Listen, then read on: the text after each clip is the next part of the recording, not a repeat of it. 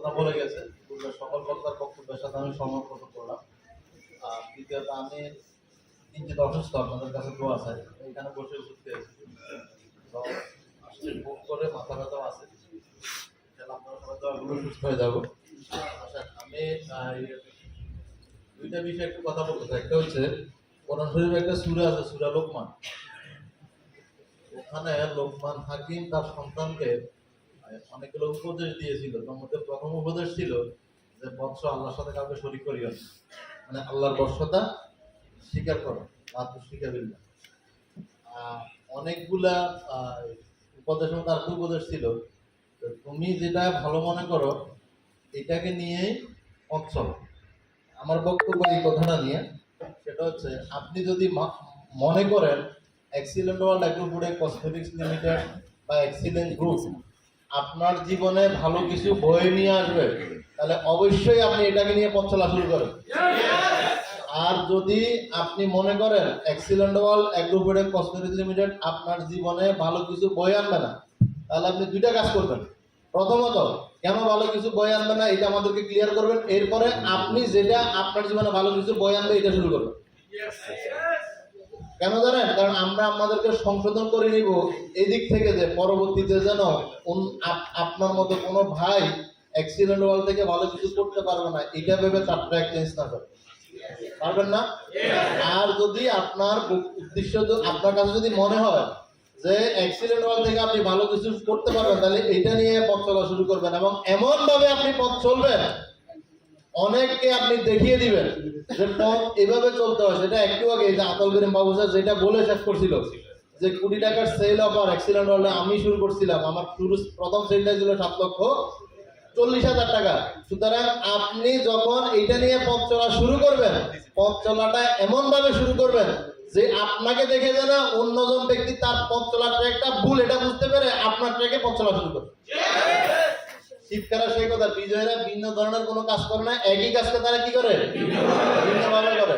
Excellent world নিয়ে যেহেতু আপনি পথ চলবে সিদ্ধান্তই নিয়েছেন, তাইলে আপনি একই কাজটাকে ভিন্নভাবে করেন, তাইলে আপনি ভালো কিছু করতে পারবেন বলে আমি বিশ্বাস করি। আমার পূর্বে অনেকগুলো বক্তা তাদের অনেকগুলো স্বপ্নের কথা বলে গেছে।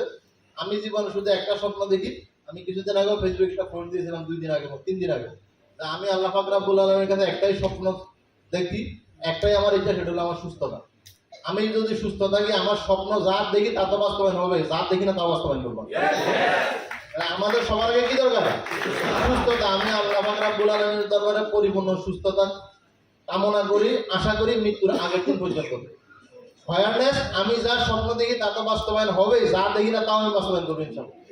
কারণ আমি মনে করি আমার ওই হিম্মত, ওই যোগ্যতা, ওই পাওয়ার, ওই এনথুজিয়াজম আমার ভিতরে আছে। শুধু আমার একটা জিনিস দরকার, সেটা হচ্ছে সুস্থতা। এটা যদি আমার থাকে আমি কি করতে পারি এটা আমি জানি, আর কেউ জানো না জানো। ইনশাআল্লাহ আপনারা সবাই যদি দোয়া করেন আমি ইনশাআল্লাহ সুস্থ থাকবো, এবং সুস্থ থাকলে আমি আমার সকল স্বপ্ন বাস্তবায়ন করতে পারবো। তবে একটা ইচ্ছে, একবারে খুব রিসেন্ট ইচ্ছে বলতে পারেন, স্বপ্ন বলতে পারেন, একবারে খুব দ্রুত পূরণ করবো, সেটা হচ্ছে বড় হজ করা। আপনারা জানেন যে আমাদের এক্সিলেন্ট ওয়ার্ল্ডে সুপারস্টার হলে কাপল বড় হজ দেয়। যেহেতু আমার জয়েন্ট সেন্টার বউ নিয়ে তার সুযোগ নাই, কারণ বউতে একটা জয়েন্টলি নিয়ে নিছি। সুতরাং আমি আর আতল করিম বাবু স্যার আমরা দুইজনে কিছুদিন আগে আলোচনা করছিলাম আমরা ইনশাল্লাহ বড় হজ করতে যাবো। তবে এবারে পারবো না, কোরবানির ঈদ তো খুব বেশি দিন নেই।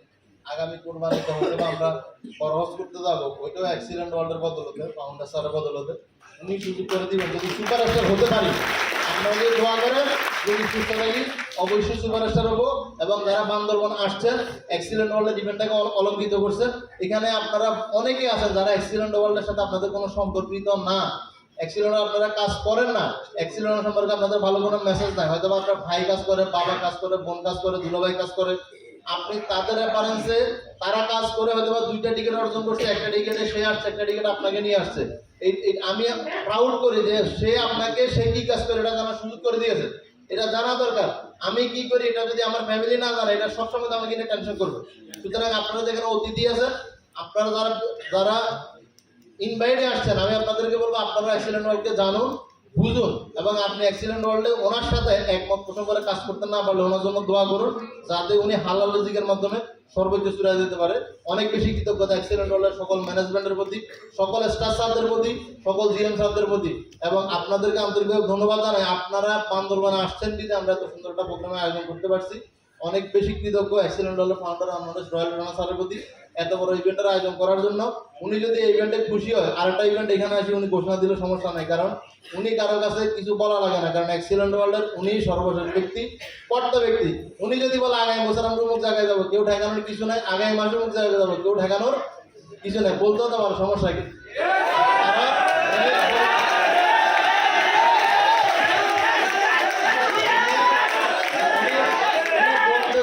উনি ভালোবাসাটাকে বিলিয়ে দিতে চায়, ঠিক আছে?